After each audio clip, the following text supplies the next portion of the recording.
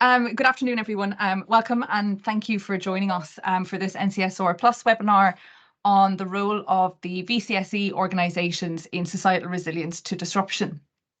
For those of you who are new and maybe don't recognise me, I'm Roisin Jordan and I'm a postgraduate researcher at the University of Manchester, and I'm involved in some of the work with NCSR Plus. So I'll be introducing today's event and also moderating some of the discussion and Q&A sessions that we have coming up throughout.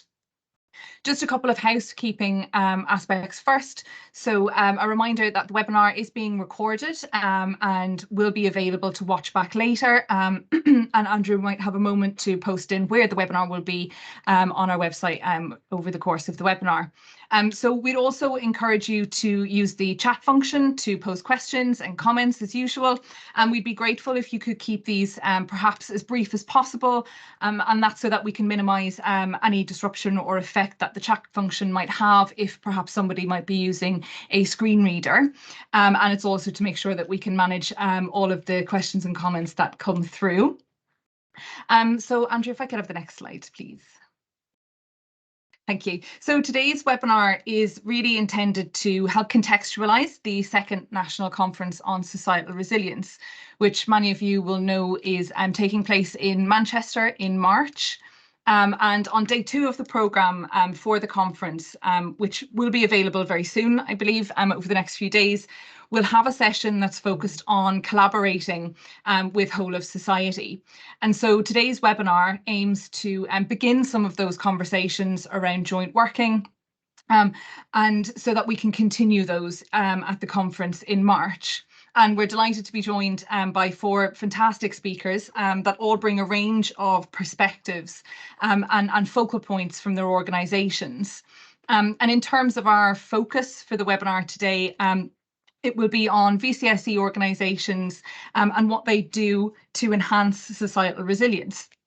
So, for example, we'll be particularly focusing around the intersection between VCSE organisations and societal resilience, aiming to draw out and discuss some of those enablers of joint working, some of the connections and common ground that we need to facilitate joint working.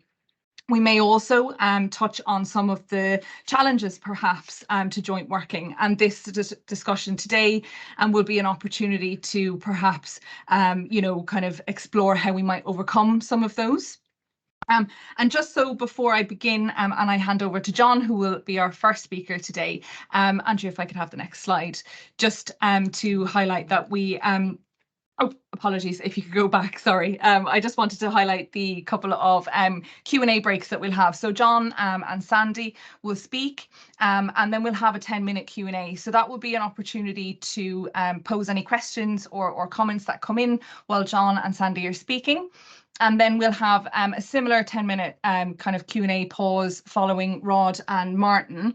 And then for the remainder of the webinar, so over the last 20 minutes or so, we will open up for a bit more of a plenary discussion across all of the speakers. And we'd be delighted to bring you in and invite you to come off mute and perhaps camera and open up the discussion across everybody that's joined us today. And then finally, on the next slide, we've got the NCSR or the national conference that I've mentioned. So that's the 4th to the 5th of March. And Andrew will pop in the registration link for that. So there is still time to register, and we'd be delighted if you joined, and we look forward to seeing everybody in March. So I think that's all from me at this point. If I could invite John from Voluntary and Community Sector Emergencies Partnership, who will discuss how the VCS partnership supports societal resilience. John, would you like to come in? Real. Lovely, thanks very much, Roisin. Yeah, I'm John Vangorph. I'm the head of partnerships for the Voluntary and Community Sector Emergencies Partnership, sometimes just we refer to as EP or VCS EP. I know a lot of people on this call, but some new faces as well, which is great. So I'm hoping that over the next kind of 5 minutes or so, I can give you a bit of a flavour of what we do and focus on in our team and with the partners that we work with, and how we are working to kind of impact on societal resilience with the partners outside of the VCS in particular that we work alongside. Next slide, please. So who are we? We formed in 2018 following the major incidents of 2017, so the Manchester Arena terrorist attack, the Westminster and London Bridge attacks, and the Grenfell fire as well, where the community at large and voluntary community sector organisations responded and made huge impacts on those people affected. But where there was absolutely evidence from across the board that the voluntary and community sector could have done better, could have done more by coordinating itself better, and in particular between those kind of typical emergency response organisations, kind of charged at staff almost, and a usual suspects, I guess, within local resilience forms, the likes of St John Ambulance, British Red Cross, a few of the organisations you see on the right hand side, with some of the other organisations that were absolutely expert in their local community or their community of in the widest sense, and how those two marry up or didn't at the time. So we formed in 2018 to hopefully kind of start to bridge that gap and build trust, the sharing of knowledge and insight and capabilities together. In 2020, because of COVID, we grew quite significantly, and we became a team from 2 to 3 up to around kind of 20, where we were focused an awful lot on trying to kind of convene partners together and trying to build the trust, capability and insight. And then in 2022, we shifted from a response focus into preparedness, and that's where we sit today. A huge amount of what we do now is in building preparedness and looking at how communities can be better prepared and more resilient in advance of emergencies, as opposed to our more reactive response work from the past. So we're a growing network of networks. We use that a lot. 282 formal partners at the minute, although I think we may have just crept over 300, but we engage broadly over 500 organisations over the course of any 1 year. We're really focused on that person-centred, inclusive and compassionate outcome for anyone that's been impacted by an emergency, as are all of our partners. And we focus our work through 3 pillars, essentially: capability building, developing trusted connections, and gathering and sharing actionable insights. And I'll come on to that a little bit later on. Next slide, please. So I wanted to mention a little bit about the way that we work and the channels that we kind of have. So this channel, which you've got here from NCSR, and the event that Roisin mentioned early part of March is one of the things that they kind of deliver value out to their partners. And we in the Emergencies Partnership do it through these kind of 3 kind of broad areas: the monthly, quarterlies, and the kind of always on.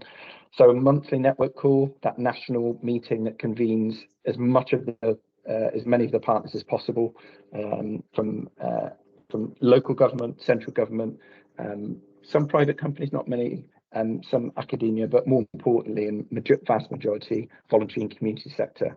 And that's a combination of some of the larger organisations, like I've mentioned, that specialise in emergency response, some large organisations that don't specialise in emergency response, but may specialise in something else, the likes of Mind or Birtles, Action for Children, Fair Share, and then some of the local infrastructure-based, local infrastructure organisations, councils for voluntary service, those that are real kind of connectors into local communities. So that the network calls are pretty key for us, and any partner can join that. Our bulletins, which are kind of what you'd expect, but highlighting at the middle of the month things that are key in terms of analysis and partner activity and events. We've been promoting the NCSR event, which we see as a key one for this quarter, but for this year as well. And then quarterly, we run 2 different types of events. So one focused on capability building, which is a space for partners to develop their skills with peer-to-peer learning and peer-to-peer sharing. So topic by topic, quarter by quarter, we work with partners to deliver a programme with speakers and breakout rooms and things like that. All of these are online as well, that delivers better value and builds capability for partners and within local communities and otherwise. And then finally, the regional emergency partnership kind of groups. So we split our national partnership across England, although we've got a few connections into Scotland and Northern Ireland as well, which is great, into 5 areas: our Midlands and East region, South East, South West and London. So think of the regional emergency partnership groups as almost like a regional version of a network call, based around a particular theme or topic, trying to bring partners from across different sectors together on to problem solve and share issues and problems. And then finally, just really quickly, I'd mention our Slack channel, which is our kind of always on communication channel, which again is for all of our partners to use. Next slide, please. So the real kind of key thing, I guess, in how we work with our partners and how partners try to add value in terms of societal resilience, we work within these three pillars. So we're sharing insight and knowledge before, during, and after an event or an emergency, making trusted connections, and you would have heard it before, but making the friends before you need them, and trying to get to a point where we're asking on calls like this, how are you, Martyn? Not who are you, Martyn? Or that type of thing, really starting to get build an intimate relationship and trust across different people and organizations. And finally, and I think this is kind of the tip of our head almost, is how we build skills and capability as a sector and as individual organizations and as people. So the trust that we build and the knowledge and insight all feed into how we can be better prepared, be more capable before, during, and after an emergency for any given risk or for any given community that we're trying to support. And those three pillars that we work through, in terms, we focus quite a fair bit of our work through those on how we strengthen the voluntary and community sector's work in LRFs, and that's the four boxes near the bottom, which is what we've looked at as a team following conversations with partners. There's four kind of key areas, I guess, that we feel the voluntary and community sector can have a real impact on societal resilience, as if these things exist, or if there is some time and effort focused on them from both local resilience forums, but more importantly, I think for people on this call, from the voluntary and community sector. So what is the mechanism for wider voluntary and community sector involvement within the work of a local resilience forum? For example, I think the likes of British Red Cross are often on local resilience forums. How are they empowered to share what they hear in those forums with a wider community? What is their mechanism for doing that? And if one doesn't exist, then how do they build that with others in their local VCS? Secondly, that the local resilience forums have real clarity on what the voluntary and community sector capabilities are. And this goes far beyond just the emergency response specialists that I mentioned earlier. This needs to look at the community as a whole, where they have assets, where they don't, where their risks and gaps are. Thirdly, that the voluntary and community sector feature in LRFs at all, and maybe should have started with that one, but we often hear and see that there aren't voluntary and community sector organisations at all, no representation from the third sector at some of the local resilience forums. And we feel like if we're going to strengthen the contribution that the VCS makes to societal resilience through the work of LRFs and otherwise, they have to feature, they have to be around the table, and preferably at all levels, including the most strategic level. And finally, the voluntary and community sector are involved in exercising. Often local resilience forums train and exercise on their plans and what they do. Having the voluntary and community sector around the table, again, others from local infrastructure organisations, as well as those from emergency response specialist organisations, is key in being able to kind of tease out some of the issues and gaps, but also trying to understand where the plan needs to be, I guess, improved to take into account what is and isn't happening in any one local community. So I think the VCS being involved in that training exercise in group or programme is pretty key. So those are just the things I wanted to rattle through really quickly. An introduction to us as a partnership. Happy to take questions, as Roisin said at the end. But I think that the key for us is that partners that we work with, partners that large, small, and everyone in between, are really focused for us in the work of local resilience forums across those four areas. And yeah, I think that's probably all I've got to say and share at the minute. Oh, sorry, yeah, I'll plug to get in contact with us if anything following the Q&A. Is a little bit unclear. If you want to join us formally as a partner, if you want to learn more, if you want to connect with my colleague Marcus, who's on this call as well, he's our capability lead, or myself as head of partnerships, then yeah, please do reach out to us at that email address. But thanks for having me.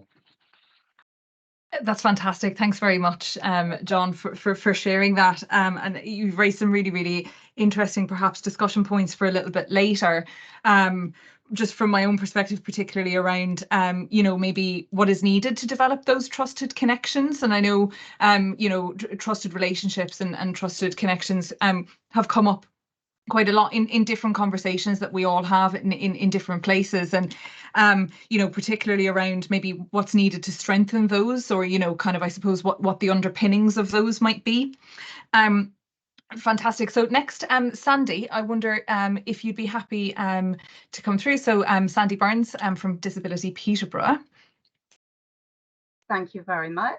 Wonderful. Yes, I'm Sandie Burns. I'm CEO of Disability Peterborough, and we're a user-led disabled people's organisation. So we're run by and for disabled people. The next slide, please. So we're going to talk today about the digital divide. Disabled people tend to come off a lot worse in whichever divide we're looking at, but we're going to concentrate on the digital divide today. Next one, please. So why are disabled people disproportionately affected? I think we start needing to look at the problems. So the internet has been described as inherently unfriendly to people with many kinds of disabilities, with barriers to access and usage varying by the type and extent of disability. So there's auditory, affecting deaf people and those with hearing impairments. And as Rasheen said at the beginning of this meeting, if somebody is using a screen reader, so if they're blind or partially sighted, their screen reader will read out what's in the chat.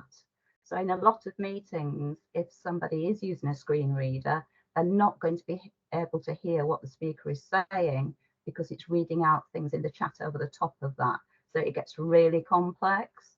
So that's just one thing to take away from this, is try and find out beforehand if anybody is using one, and then if they are, then try not to use the chat. So there's cognitive barriers.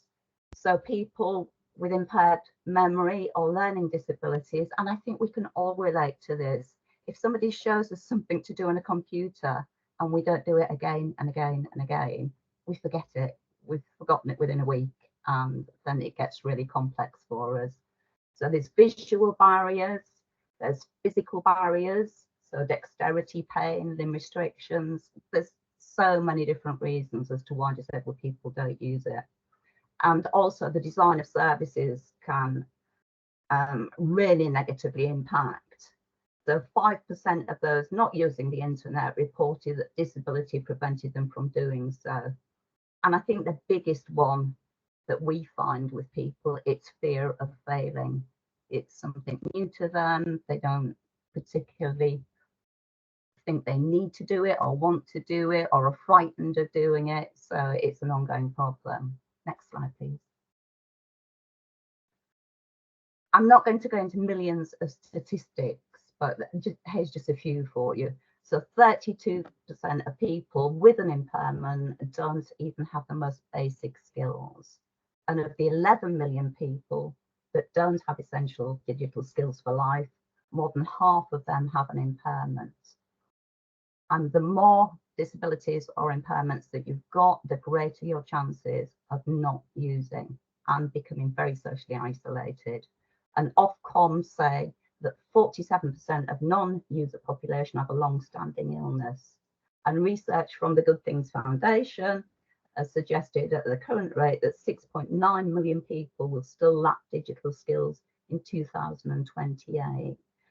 So as I said, there's so many different statistics, but what we can all agree on is there are millions of people that are not digitally connected, which in an emergency situation is going to impact them negatively. Next slide, please.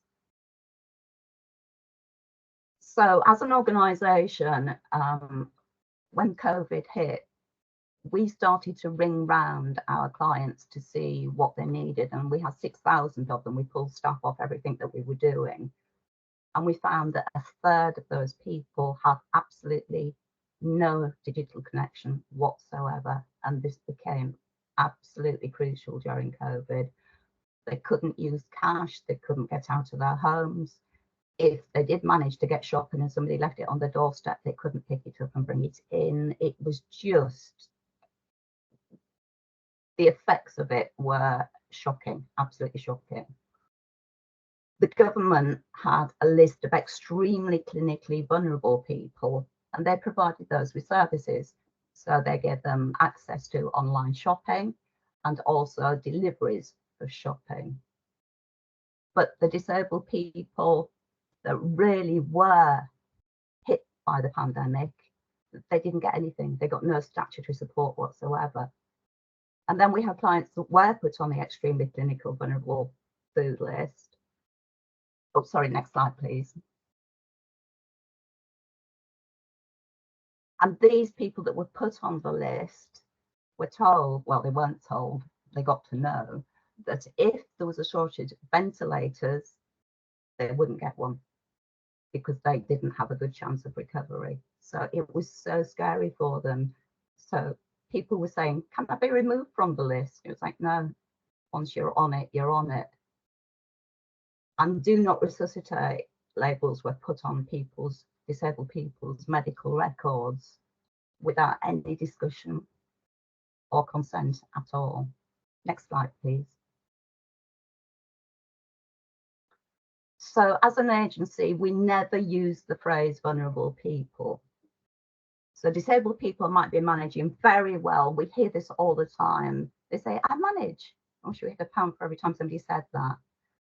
The thing is, it's a fragile managing. And when there's an emergency situation, it can tip over very, very quickly into something that becomes an extremely serious situation. So we refer to people in vulnerable situations, and it may sound pedantic doing that, but we think it's really important. It is the vulnerable situation that we have to look at. Next slide, please.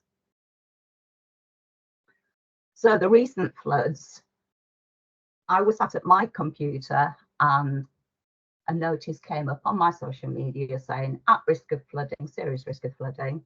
And then it said in brackets, don't forget to bring a shovel as you will need to fill the sandbags yourself. So anybody without social media or internet connection would never have got the message in the first place. If they did, and then they actually went down to, if they managed to get down to where they were giving out the sandbags, they would have had to do their own.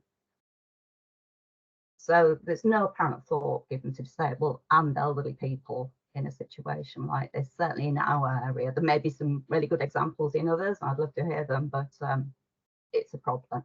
Next slide, please. So Storm Babette in Chesterfield, this is where this poor lady, age 83, she drowned in her own living room. She was disabled. She couldn't get up the stairs to get to safety. And what one of the neighbours said, I'm devastated, it's just heartbreaking. How could this be allowed to happen? I think questions need to be asked. Surely there should be a central database of housebound residents so that they can be made a priority for help. Next slide, please. What we would suggest, and we think it's quite a good idea, is a priority emergency list, not a vulnerable people's list. People think that sharing information, well, it's often perceived as it's a risk because of GDPR. Unfortunately, GDPR came about in part down to charities, and it was when people made donations to charities, and that charity then sold on their name to a different charity, and it went around in circles. So, you know, the charity sector is not blameless in GDPR, but the risk of not sharing safeguarding information outweighs the risk of being fined by the processors. So organisations need to share information with the right people at the right time, and it's very clear on when to do this. It's to prevent death or serious harm, coordinate effective and efficient responses, and enable early intervention to prevent the escalation of risk. The bottom line on this is what the neighbour said in the storm was, why do we not know where these people are? If we do know where these people are, we can go to them. We can get them out of the dangerous situation quite quickly. if we don't know where they are, and these people have absolutely no way of using social media, using the internet, all the things that we take for granted, then we've got a crisis situation. Next slide, please. So that's all I've got to say on that. I think we're going to take some questions now. Sorry to be negative about it, but I think it's worth bringing up what the problems are. Thank you.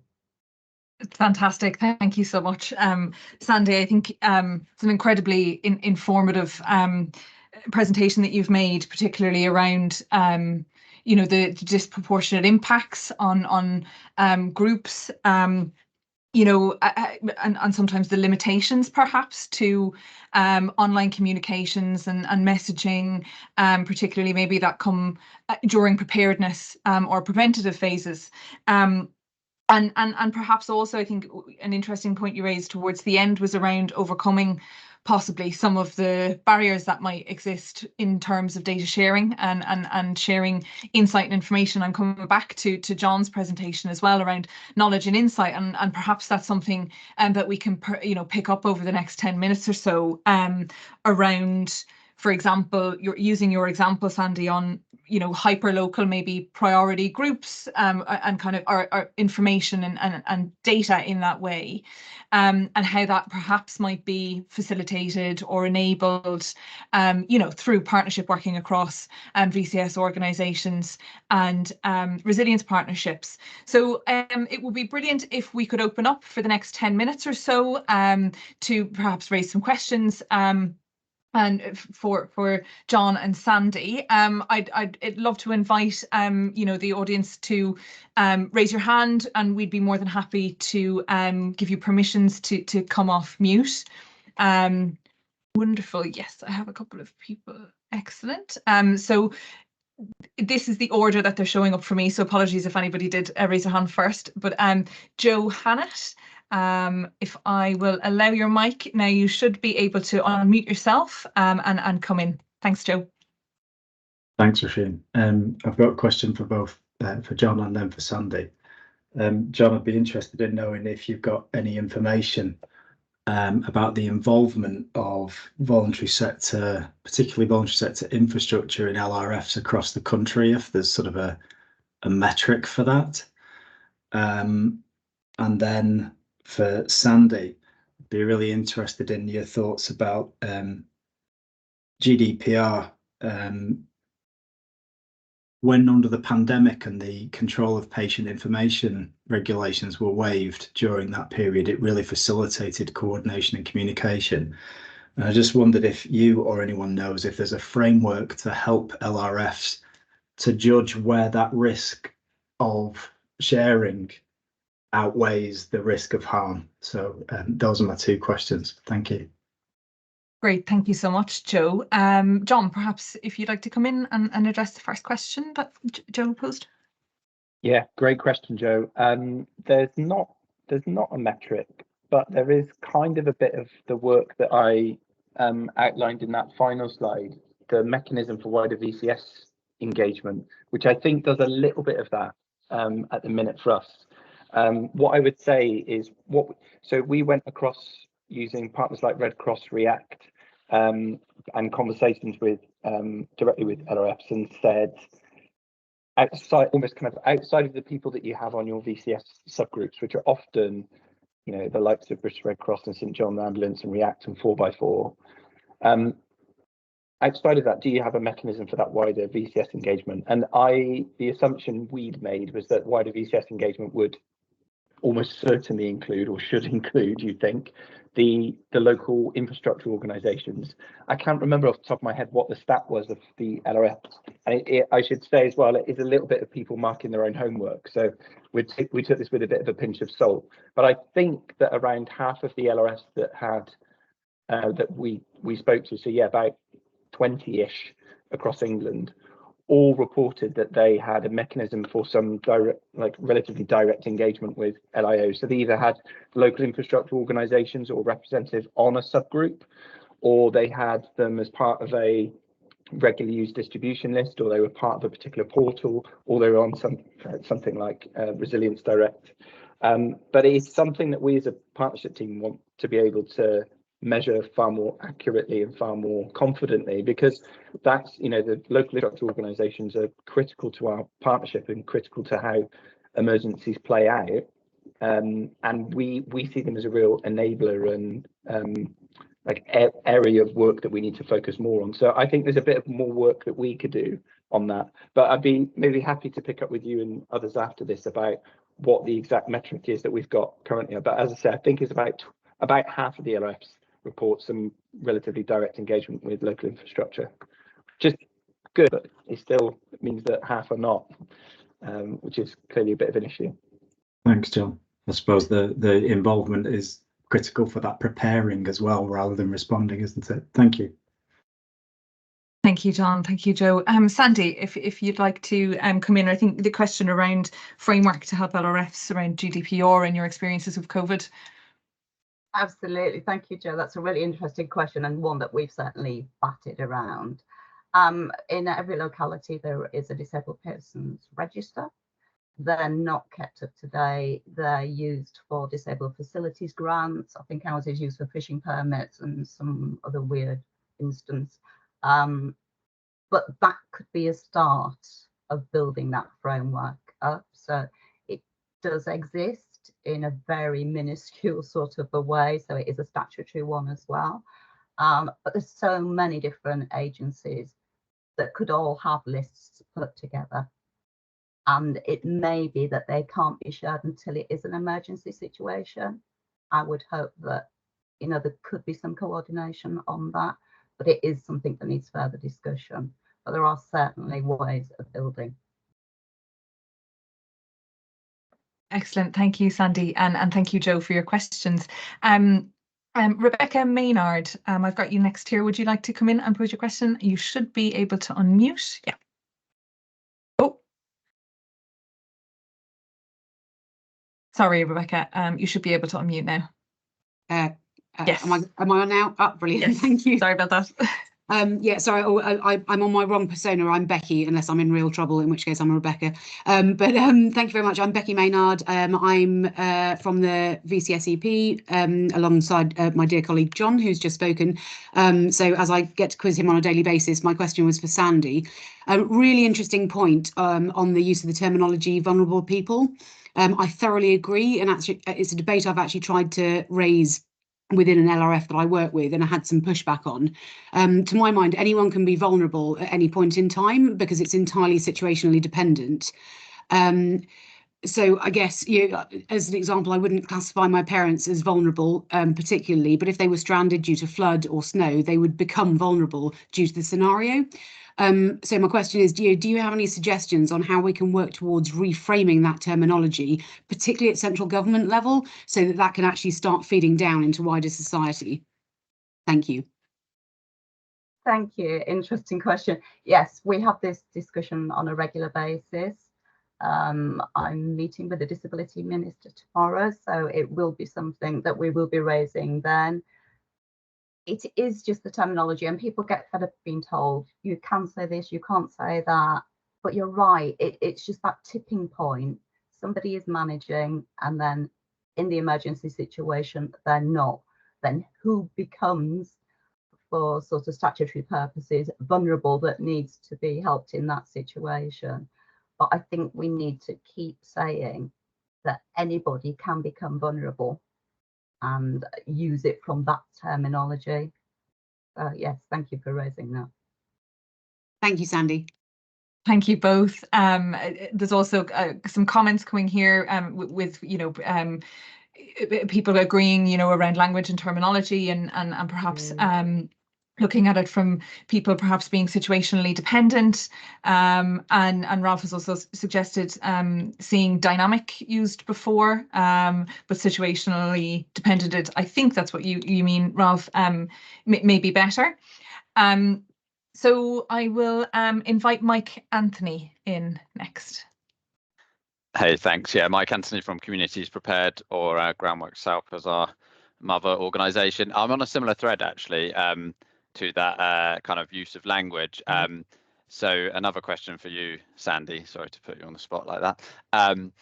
I'm just wondering around the process you use to kind of identify some of that inflammatory language, because I think it's easy to sit in a room full of professionals and come up with what people might like to be called or might not like to be called. So I'm just interested to hear like how you kind of heard that from, without, for want of a better word, vulnerable communities or people who are offended by, you know, certain language or whatever. Yeah, just interested to hear like how you did that, because we're leading a piece of work at the moment, developing a London resilience toolkit for the GLA, and one of the things we're really keen to get right is that accessibility for everyone. So making sure that we're very inclusive, because the audience is community. So sharing a little wisdom on that, Sandie, would be really helpful to us, and potentially if we could get a call offline another time, that could be useful as well. Absolutely. I think it's just common sense when people hear it that people are in vulnerable situations, and that can be anyone. Disabled people, I don't like to say general, but it's true, hate to be called vulnerable. They manage, they get on with it, they have their daily lives, they do everything everybody else does, maybe in different ways with some people, but you sort of take one slide out of that and they're over into a vulnerable situation, and that's the difference. It's not the person that's vulnerable, it's the vulnerable situation. We work to the social model of disability, so we say that it's not the people that are disabled, it's a disabling society. So when you come from that, and that is what some, you know, people should be working towards, is the social model of disability. If they don't understand what it is, then they need to be getting used to the idea and then sharing it with their colleagues. And once you come from that standpoint, you can't go back. It's just alien to you to call it anything else. So yeah, thank you. Excellent. Thank you very much, both. We have about 2 minutes or so left on our Q&A. So Marcus, before I come to you for your question, just to point to a couple of comments coming in, I see that people are already introducing where they're from. Good point, Alex, thank you. So if you could just let everybody know what organisation or sector you're coming from. There's a comment here from Mark around ICBs are soon to launch something called the Major Incident Data Intelligence System. Perhaps, Mark, if you've got more information on that, following the presentation, it would be really good to hear more about it, and how this could be offered as a solution, and also if that is something that will be shared across multiple agencies and multiple organisations. It would be really good to know. Marcus, would you like to come in and ask your question, please? Yeah, thank you. I'm also from VCSE Emergencies Partnership, so I'll try not to take too much airtime. But it's for Sandie, really, so comment and then a question, really. Thank you for the Storm Babette and Chesterfield example. I think it's tragically really important that we hear about those, because it brings to like stark reality the consequence of this lack of sort of building in and preparedness and planning, as well as response. To the conversation around language and how to tackle some of that, like if everybody can become vulnerable, or if situations deter somebody's vulnerability, I think there's an over-reliance on holding lists of vulnerable people or people who are on priority lists, etc., because depending on the circumstance, it may or may not be relevant that that list is even going to inform you of who might be being impacted. So there are more comments, and then there was just a question on your presentation. You mentioned a decrease from 11 million to about 6.9 in those that were digitally disadvantaged. Is that a decrease due to the upskilling or improvement in access, or is it a decrease due to an expected decrease by 2028 due to basically population death? I think the quick answer to what you just asked, the last question, is nobody knows. It is so difficult to give precise figures. The survey that went out to ask people, it was, did you have any access to the internet? It wasn't necessarily their internet. It could have been a friend or a relative coming in that had connections to it that, you know, they were asking the questions to. So it's really, really hard to tell who's got internet connection and who hasn't. I know they're saying that certainly in the present economic crisis, there was, I think, 2 million people became digitally unconnected because they couldn't pay for it anymore. So I'm not too hung up on figures. I just know that there is a lot of people. They're never all going to be upskilled. It doesn't matter how hard you try, it's just not going to happen. And there will always be a big base of people that don't have access to it. And I think we have to build our priorities on that. So what are we going to do? How will they know in an emergency situation?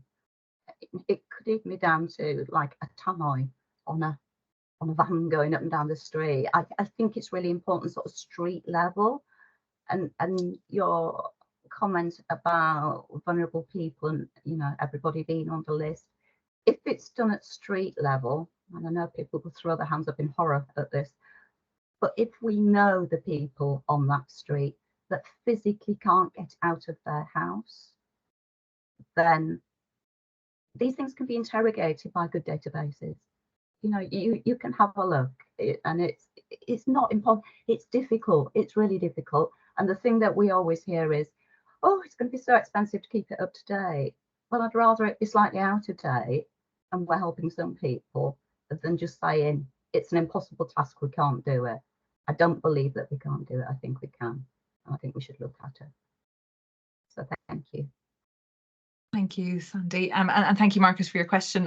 I did notice, Mark, you did have your hand up, and if you want to post your comment into the chat, we can pick it up later when we open it up again for plenary, and we'll also pick up on some of the really excellent comments that are coming through. But without further ado, I would like to bring in Rod Birtles from Devon Communities Together.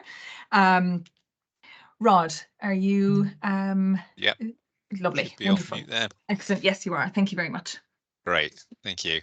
Okay, I'm working as project manager for Devon Communities Together on specifically with relevance to this meeting, Devon Community Resilience Forum, in which I work very much at the extremely local level, advising communities on putting together their emergency plans.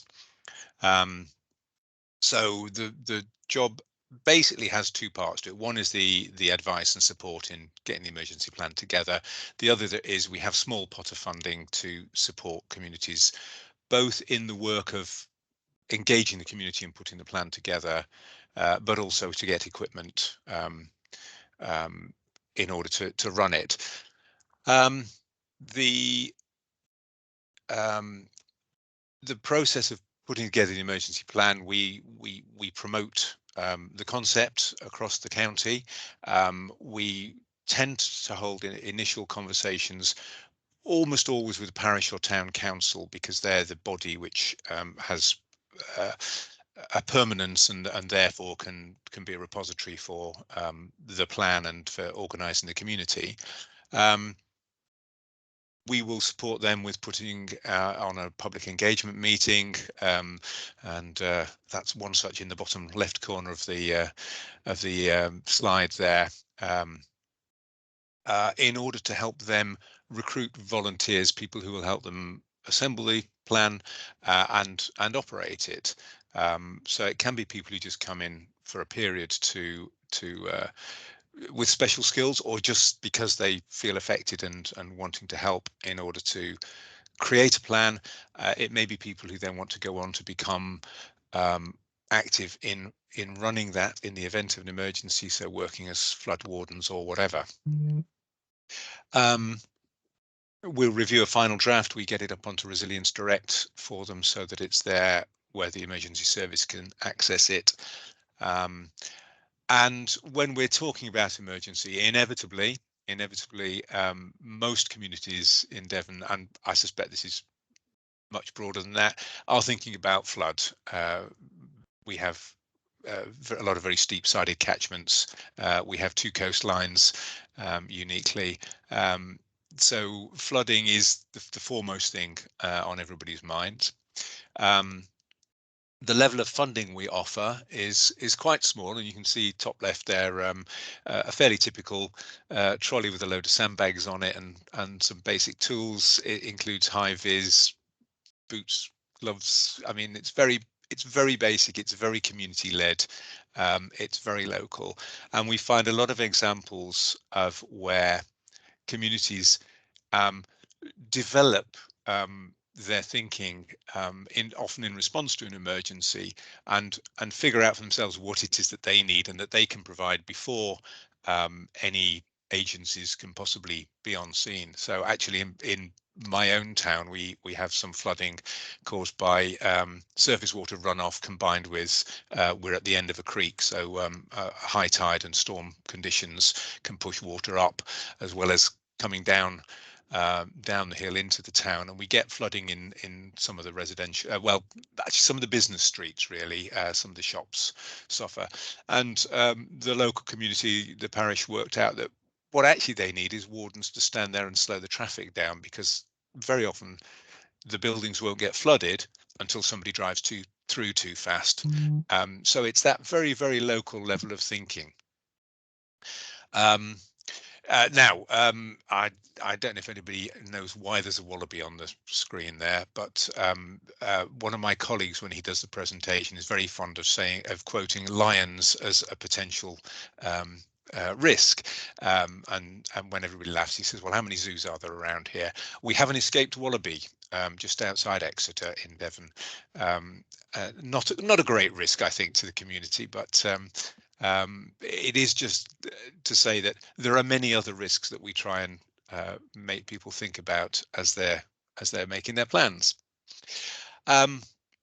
More broadly, we also run events to promote and inform and educate about emergency planning and resilience more generally, and very recently have become involved in planning a forum on whole society resilience. So I'm going through that mind expanding process of trying to think from the most local possible, sometimes communities of barely 100 or a couple of hundred people, up to what does whole society resilience mean. And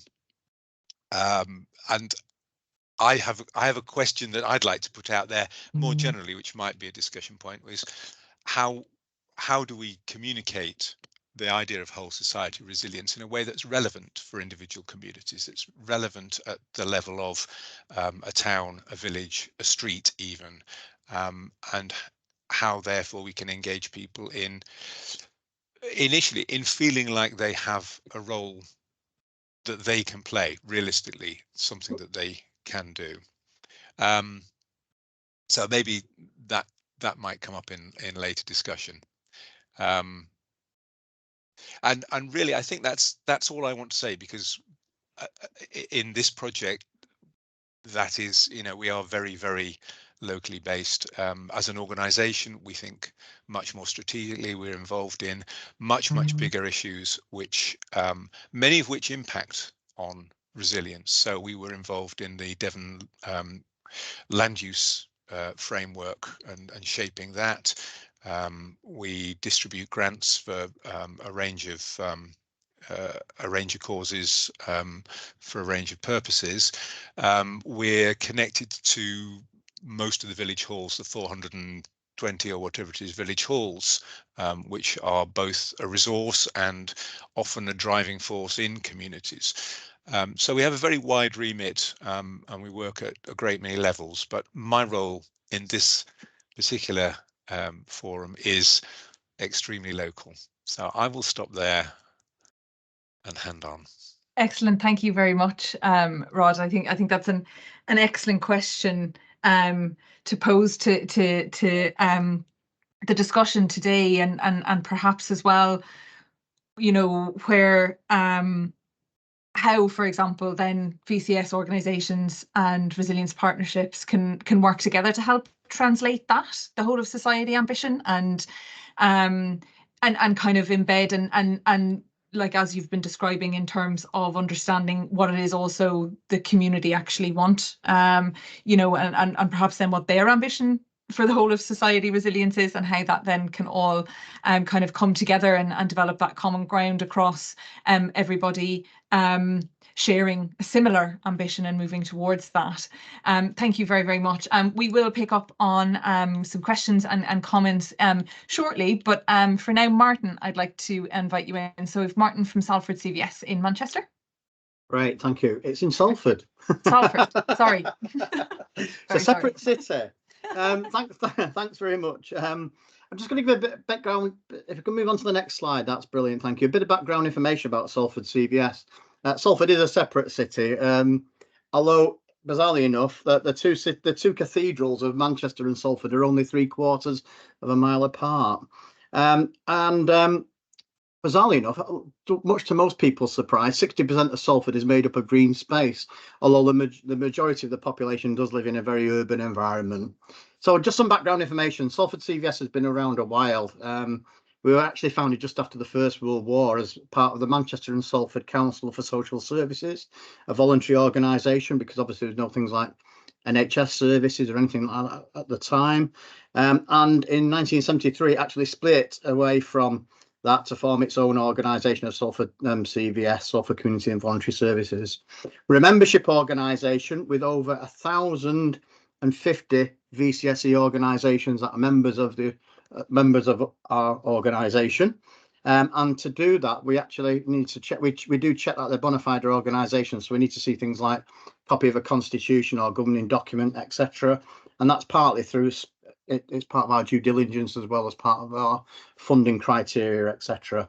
And we're also a founder member of something called 10GM, which is a partnership of the infrastructure organisations across Greater Manchester. So that enables it to bid for much larger contracts, etc. With things like the combined authority on a bigger footprint, as well as just from Salford. And now we're up to about 45 staff. So it's quite a big organisation in itself. And on the right hand side of the screen, you'll see a number of different projects that we do, and these are just a flavour of them.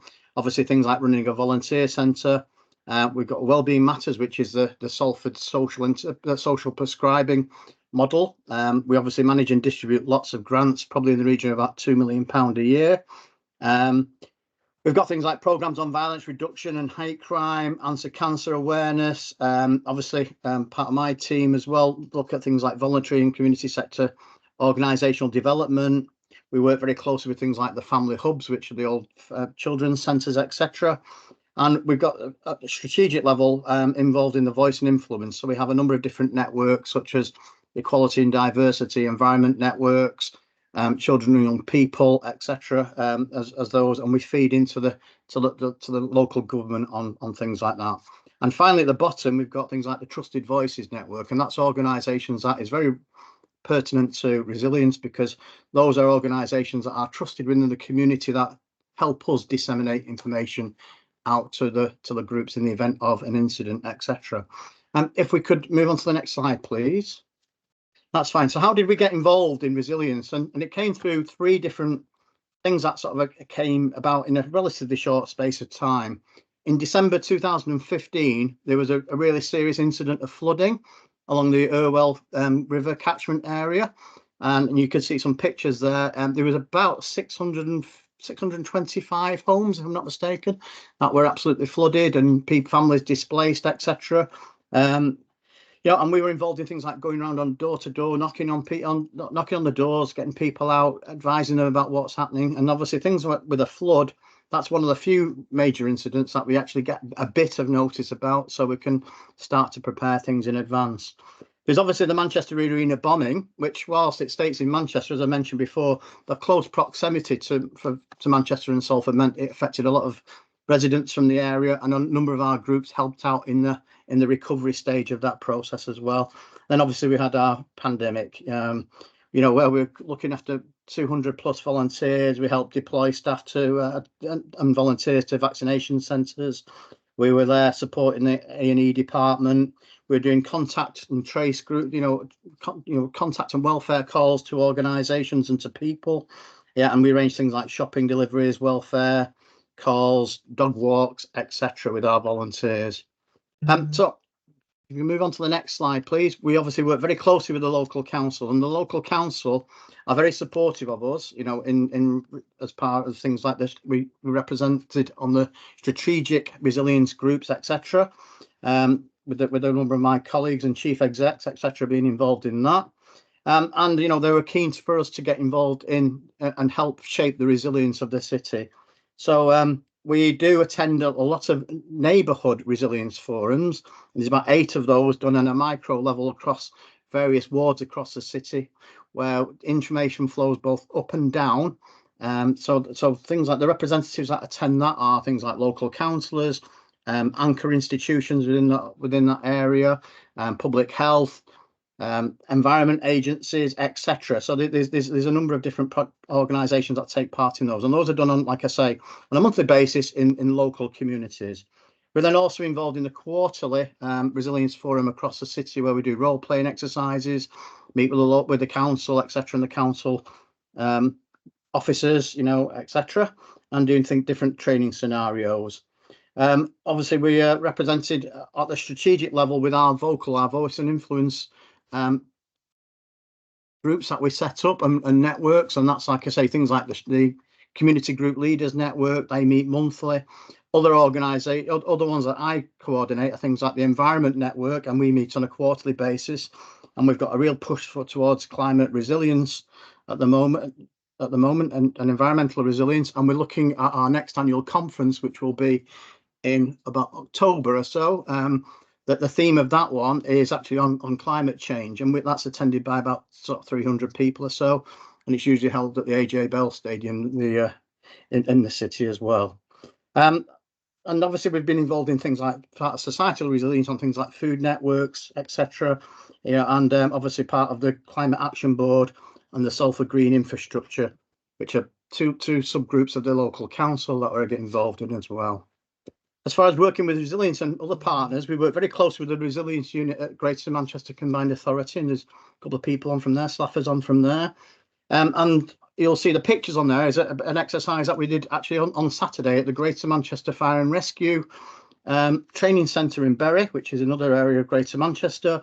And that involved the network of lots of VCSE organisations from across the city. So that was brilliant to take part in there. And as part of that exercise, Salford CVS, or I should say me, because I was there from there, helped set up a reception centre. So that's a really important part that our role is within the city as well in the event of a major incident. And we've got something, I think it's 24 staff that are trained up on reception centre, admin staff, etc., and managers, so we can do that in the event of a major incident. That one of the other things that we're involved in is things like updating the resilience plan, because the local authority, in conjunction with the combined authority, has produced resilience plans that are common across Greater Manchester, but then there's obviously some local information needed, such as where the reception centres are, keeping up to date those contacts, because this is a forever changing environment with people moving on, etc., because reception centres need to be available 24/7. So keeping up the contact details is really important with that. And alongside that, we also have used the community and voluntary sector to organise a group of respite centres where things like emergency workers and volunteers in the event of a major incident could go. That's separate to the reception centre to get things like food and shelter. So that's that, and we've made sure we've got a great geographical coverage across the city, because obviously it's quite a distance from one part of the city out to the rural parts out in Earlham and Cadishead, excuse me. And we also recruit things. So part of my role is to recruit additional groups into that to help look at training. We've been involved in some other training programs, such as things like Project Unity, which is about how we can collate and standardise the data across the city with regard to our systems that we capture it on, using something called Civi. So we're making sure that that's adapted and a common operating system right across the VCSE organisation, or the VCSE infrastructure organisations, I should say, across Greater Manchester. Like I said, we also order lots of training, so things like reception centre training we do on a quarterly basis, and we do that for both Salford CVS staff, some volunteers, and staff from the local council, and also and some partner organisations such as Salford Community Leisure, who operate all things like the sports facilities, community halls, etc. And they are the majority of the reception centres, of which there's 14 of them designated across the city. I think 9 of them belong to Salford Community Leisure. So that's really interesting. So to get really important to get them involved. And then within the room, within the community, the final slide, please. Yep, right. Yeah, we look at things like a trusted voice network, and we've got a number of organisations that are really connected closely with different communities of interest. So that trusted voices, so they're trusted by their service users. That's really important, and we can disseminate information about all sorts of things through this trusted voices network. We obviously have things like our environment network, which again is certainly linked to things like climate change. Our next meeting is in February, and we're looking at things. We're going down to Salford University, looking at their award-winning and unique energy house, where we can where you can test all sorts of different things. They've actually got 2 detached houses in there, like they can test for thermal loss, etc. And in the other chamber, they've actually got a refugee tent, which I think should be quite interesting to see that. Not been to see it yet, so looking forward to that. And like I say, we've managed things like the vaccination programme. So a couple of other examples of partnership working during the pandemic. One of our organisations, Hamilton Davies Trust, set up, within 24 hours, a mask and PPE production facility in an empty unit, pulling together members of their organisation, etc., across there. So that's just one example. And recently we've been involved with the Combined Authority and Manchester University on a project Heatwave, looking at after the heatwave in 22, looking at the effects that has on particularly elderly section of the society, and looking at that was a partnership working with things like Age UK, ourselves, Great Manchester Resilience Unit, and Manchester University, involving things like various different focus groups, training events, etc. And that's just a flavour of some of the things that we do in Salford. It would have been easier to do this in half an hour rather than 7 minutes. Indeed, thank you very, very much. Thank you, Martyn. There's some, excellent examples there of also, the benefits of establishing those relationships and networks prior to, the event, and then being able to stand those up perhaps, rapidly, as in some of those examples that you've talked on.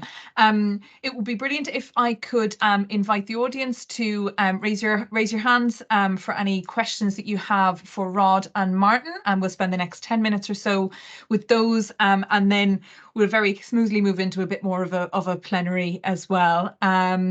So Joe, I have you first here. Again, sorry about that. So quick question, hopefully for Rod, and then one for Martyn as well. Rod, with those community emergency plans, how many of those kits of equipment include something for resilient communications, and how does the training happen with that? And then for Martyn, around Project Unity, you mentioned a system being shared amongst voluntary sector LIOs. I'm just wondering what the imperative is for people to adopt that, because having tried something similar here, not in this space, that can be without a carrot, it's all stick and it doesn't work. So Rod about resilient communications, and Martyn about Project Unity and the LIO systems, please. Thank you. Thanks, Joe. On the comms side, it's up to communities to decide what they want, and the requests we get are often quite different from each other. So different communities will ask for different things. Quite a number ask for two-way radio sets, and we've done some training on the right sort of kits to have and a bit about how to use them. In the past, I haven't done anything more recently on that. That's probably a couple of years ago that happened. One interesting example that I got from Dawlish town was that they had flooding. They were flooded about 3 times in fairly quick succession.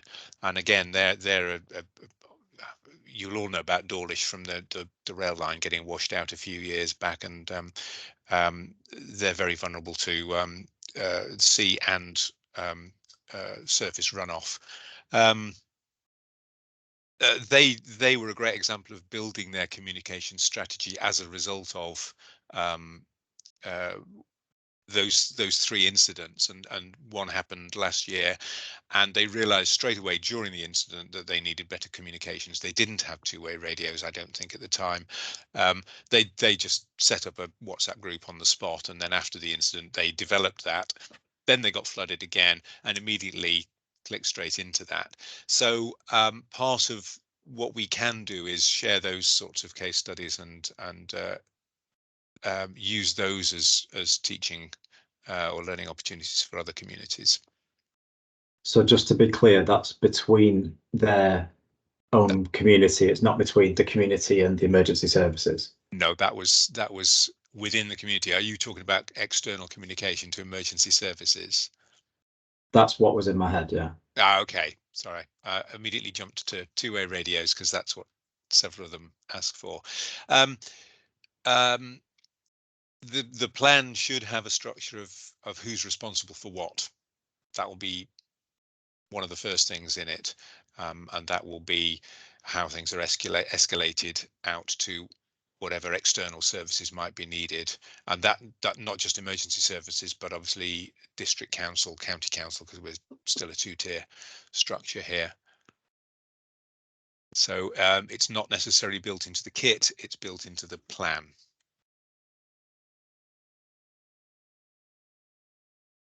Thanks very much, Rod. Martyn. Yep. Okay. As far as the Project Unity goes, this is really a project that's been brought out through having that organisation 10GM, which is there's 10 local authorities within Greater Manchester. So there's actually 4 main delivery partners in there, because one of them covers 3 different areas. One of them has got very little sort of local infrastructure set up. Over in Wigan, for example, there's no real major lead as far as local infrastructure VCSE infrastructure organisations go over that way. So it's the fact that we can pull something together on a GM wide footprint that makes it the buy-in from the other organisations, really. Great, thank you, Martyn. Does that help? All right, at least explain it anyway. Yeah. I think it explains it, having that, yeah. having yeah, somebody and it's because we've all been using a very similar system, but various versions of it, and now we want to update the whole thing right across the footprint, really, so we can just be far more efficient and economies of scale, etc. Part of the development cost of it. Great, thank you so much, Martyn. I will next invite Melvin in. Just before I do that, I've just spotted a comment here from Leslie in the chat just around an initiative that is similar to the Trusted Voice that Martyn was talking about. I wonder, Leslie, after Melvin, if you'd be happy to come in for a minute or so and talk about that as an example, that would be brilliant. Melvin, would you like to come in and pose your question for us? Yes, thanks, Roisin. It's a question for Martyn. You mentioned the reception centres for BCS coordination, which is really an interesting concept. I was just wondering, on the basis of how do you use your VCS to help the LRF in the coordination of spontaneous volunteers, which is something we do in Hampshire. I should say I'm from Hampshire and Isle of Wight LRF. Okay. Yes, although it's something we are looking at again going forward. In the event of a reception centre, you're bound to get a number of people just turning up and saying, "I want to help," etc. So the way we've designated it is we have, obviously we'll have a reception centre manager there. We'll have some Salford CVS staff there. It obviously depends on the scale of the incident, and we actually have a 3-coloured tabard system. So our CVS staff members wear a purple one, that's our corporate colours, etc. Our volunteers are issued, and they've got Salford CVS volunteers across the back of their bright yellow, high-vis yellow tabards, and then we've actually got some orange ones which we would then issue to spontaneous volunteers. And obviously one of the things we need to do is make sure I'd preferably sort of take some contact. We need to take some contact details of any spontaneous volunteers. We need to ideally get some ID or something like that off them, but if that's not possible, but we would only issue them with some quite basic tasks. So it could be things like crowd control. etc. Yeah, I know all about spontaneous volunteers. Yeah. I just was particularly interested in, are you asked by the LRF to do that on their behalf, or is it just if some turn up? It's just if some turn up. Yeah. Right. Yeah. Okay. And like I say, and we'd always buddy a spontaneous volunteer with one of our own volunteers, so at least it's some level of supervision. Yeah. Okay. Thank you. Thank you. Sorry, excellent. Thank you so much. And just before I invite Leslie in, following it'd be this is a great. Following that, it's a great opportunity to open up more widely across all of the speakers. So if there's any questions that you had that we hadn't picked up on yet, I've got one here in the chat from Alex around equality impact and essential comms. I think that's more a question more broadly across everybody in the audience. If anybody has thoughts or perspective around how they do that, or an experience of doing that. So Leslie, it would be great if I could bring you in here around the Trusted Voices network that you mentioned in the chat here, and perhaps if you could talk a little bit about how that works across various partners. Yes, well, we put in Somerset emergency community contacts after the 13-14 flooding in Somerset, because people said they didn't know who to go to for information. So it's something we do through Somerset Prepared, which is also involves various voluntary organisations as well as things like Somerset Rivers Authority and things like that. So on our Somerset Prepared website, we have a form where parishes and town councils, and we've got Worcester City, can actually nominate these trusted people in their communities. They could do 3, they could do 6, depending on the size of their community. And we can, we've got their contact details on the database, and they can contact us and pass on information about an emergency, how they're coping, things like that. And that can also be given to the utilities and the emergency services, their details. They've signed up to that, so they can prioritise if they're coping in their parish, where to go to another parish that isn't coping. We use it for, we used it during Beast from the East to contact some of the worst hit communities. And it's just a way of getting information off the ground. We've used it for a small parish that had a fire incident, and the actual village got cut off and they had no power, so they opened a community place of safety. So we contacted our Somerset emergency contacts in that parish to see if there's anything else they needed, and we could help within the community place of safety. It's just things like that where they can come to us or we go to them. Excellent. That's great. It's also Sandie, perhaps not entirely dissimilar to that hyperlocal kind of street level information. Perhaps something that would address that as well. That's excellent. Thank you very much. So as I mentioned,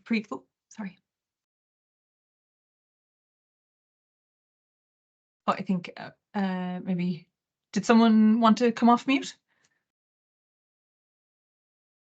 No, I think you're fine, Roisin. Thanks, Andrew. So it would be a great time, I think, perhaps to open up into a bit more of a plenary across all speakers, and perhaps pose some questions that we might have specific for speakers, but also across all. One that I had, John, that I mentioned a little bit earlier was, if you had kind of, I suppose, a perspective around particular enablers of those trusted connections that you talk about. I know we've talked now about kind of a range of examples across trusted voices and networks and groups and the activities that go within that. But I wonder if you, perhaps from maybe a bit of more of a global perspective, across the VCS sector, in terms of establishing and really developing those kind of trusted connections across partners.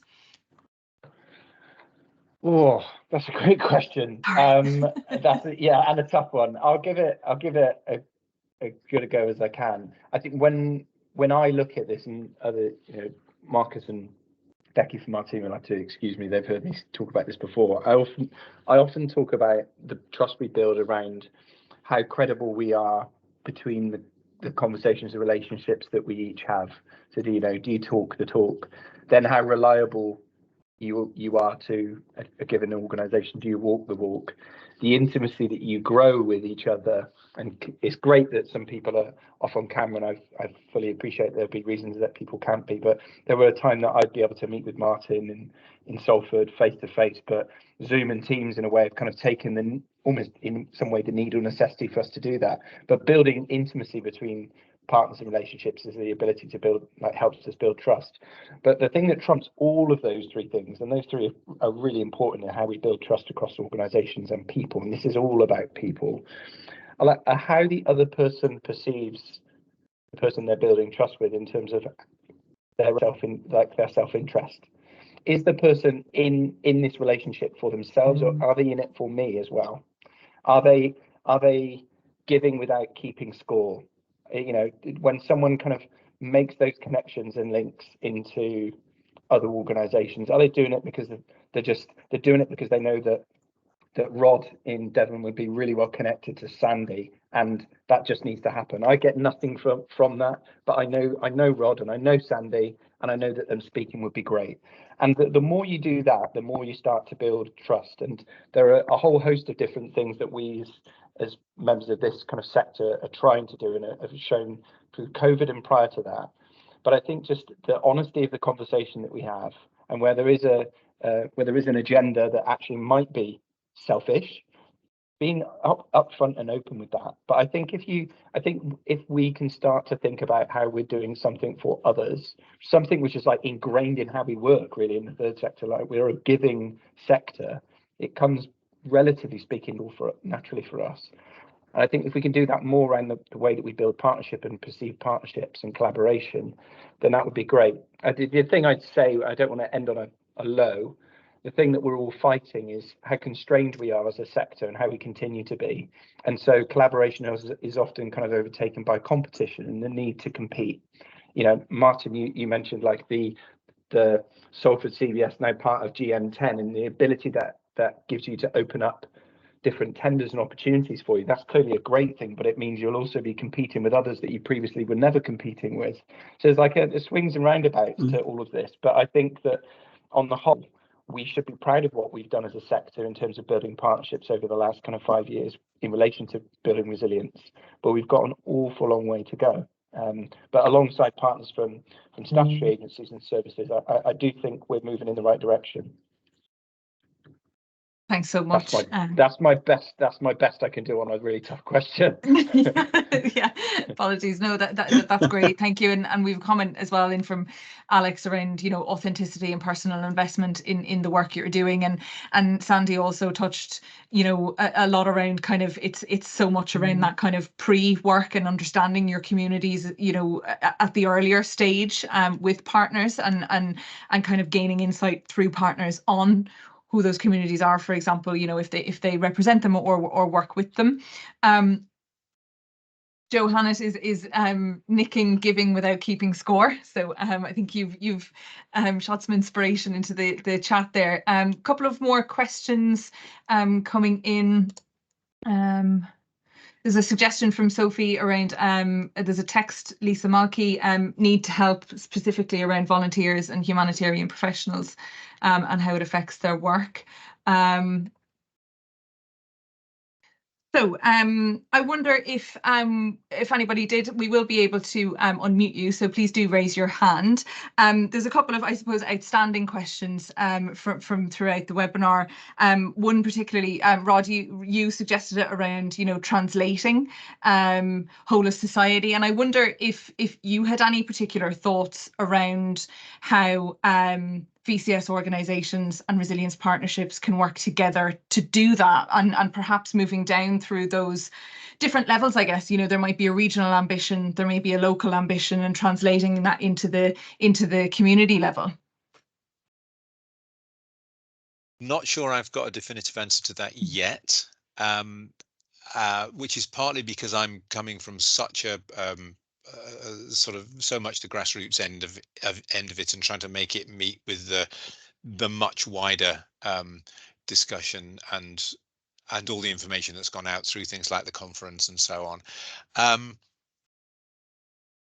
But we actually have our own little conference in a few weeks' time to start or to continue this process. The process has started, and I was actually meeting with Becky earlier on, and some others who are engaged in this, and we are very much going to ask the communities what it is they want, and we will be engaging with village halls and parish councils. Hopefully we will get some businesses along, but at quite a quite a local level. But very much I'm working on structuring the conversation that we can have about what they think whole society resilience is, how they think it applies to them, what are the particular issues that they face, what support they need. So we're going to try and give them a voice straight away before necessarily they've grasped the concept as a whole. Absolutely, yeah. I think we all are. I know when we spoke last week, we had a similar conversation. You know, that it threads into all various directions when you start getting into the nitty-gritty of it. But thank you very much, and definitely a conversation that we will continue at the conference as well. I've got a hand up here from Joe. Would you like to come in and ask your question? Thank you. Sorry, it's me again.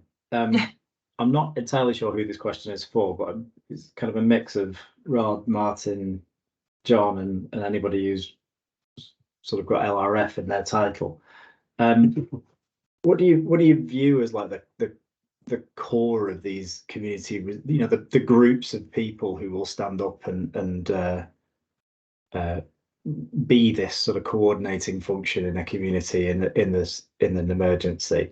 Like in my head, I'm from a rural community council, so I'm thinking village halls and parish councils. Are there like responsibilities and duties on parish councils and others in emergency situations that they need to plan for? Is that the core of this, or is it something else? Like, do you have a clear view of how many community resilience groups you've got? Like, if you've got 400 villages in your council area, are you sure that there's 400 community resilience groups? Do you need to be? This is a lot of questions. And then one specifically for Martyn, I suppose, is you mentioned the scenario training, and I'd be interested in how voluntary sector groups and organisations are supported to be part of that. Like, how do they come into that space? So I suppose it's a slightly muddy question about your clarity on community resilience groups across your areas, and what do you view as the core of that? And then the question for Martyn. Thank you. Thanks, Joe. Martyn, John, Martyn, you've got your mic off. Would you like to come in first, perhaps? Oh. It's on my system. Yes. Can you hear me? Yes. Right, okay, yeah. Right, as far as the training goes, we just really invite them along to anything we can, to be perfectly honest with you. Although we do set up some specific training. So we've got some flood awareness training coming up. Reception centre training, as I mentioned, we do that on a quarterly basis. We've primarily focused on CVS staff and staff of partner agencies, but that will then be started to extend it out as we're progressing through that, because we've trained a number of people from those. Like say, I think there's 25 staff members from Salford CVS. There'll be some more coming on board with the next session that we run, hopefully in April time. We'll certainly be getting a number of people through from the from Salford Community Leisure, who operate a number of the reception centres. So even if there may not, it's primarily, you know, that they need to be aware of what happens in the event of us using one of their facilities, I suppose, you know. One of the main things is getting access to buildings 24/7. We've got 4 community deployed resilience kits out there, which has got all sorts of things from high vids, all the paperwork, wind up radios, head torches, yeah, sanitizer, you name it. You know, these are all in sort of like about a metre square trunk, etc. And then Salford CVS actually has 2 sort of like mobile ones, which are contained in plastic cases that we can just literally pick up and take to an event. Because sometimes you have to be flexible with it, because the reception centre might not be, well, will be where the local community of Upsticton migrated to. That could be a local pub, you know. So we need to be, you know, flexible and agile to be able to go and take the reception centre into those different communities if need be, you know, or to those different buildings. So yeah, so we're just trying to offer training to the organisations as much as possible, really. Sometimes it's easier to get them signed up for some org training than it is for others. Can't force them, unfortunately. Thank you, Martyn. John, if I can ask you to be not uber quick, but relatively, because I would like to bring Chris in. So if you do have an answer for Joe on that. No golden, silver bullet, golden bullet, any type of bullet, I'm afraid, for the question you've asked, particularly around like footprints.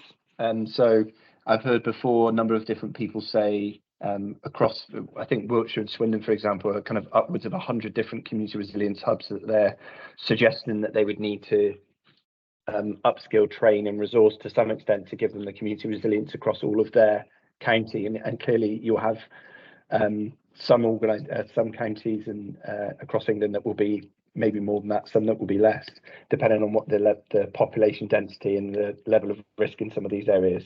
And also the different, and we talked, a colleague of mine, Becky, I think, talked with me earlier last week around the different terms that we use for community resilience hub, community emergency hubs, community centre. Like, if you resource the community centre with an element of kind of, these are the people to go to for in these incidents or instances, then create a community resilience hub in a sense. And actually, for the most part, we've heard before that a local council can designate a building as a humanitarian assistance centre, and people quite happily walk past that and go to the trusted source of information that they come to in their local community, which is the community centre that they know and love.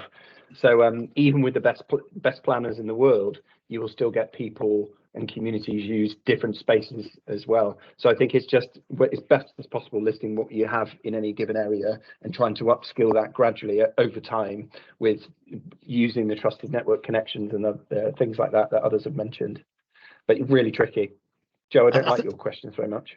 I think that's particularly relevant when you've got sort of areas with high density of different cultures and ethnic backgrounds, etc. You know, we need to make sure that you've got that coverage across those through the Trusted Voices network.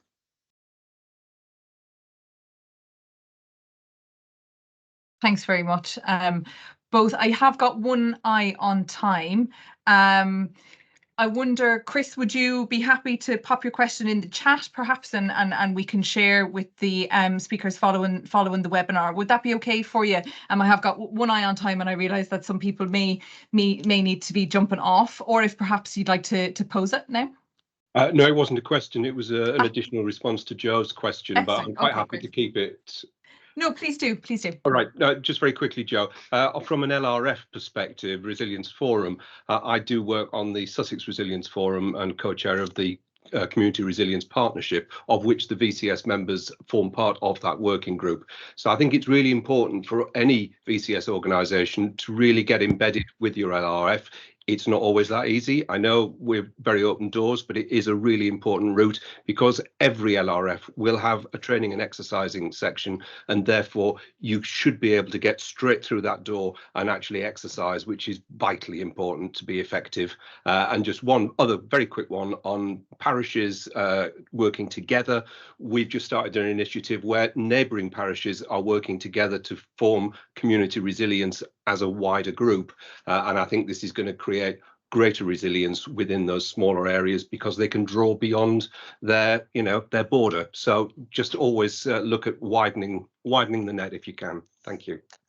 Thank you very, very much, Chris, and thank you everyone for excellent questions and lots of comments in the chat, and particularly thank you to our speakers this afternoon. Really informative discussion, and I think lots of questions and conversations that we can take through to the conference in March. So I think we have put the link into the chat, but hopefully we'll see you there and we'll be able to continue these important lines of of conversation. But thank you everyone for joining this afternoon.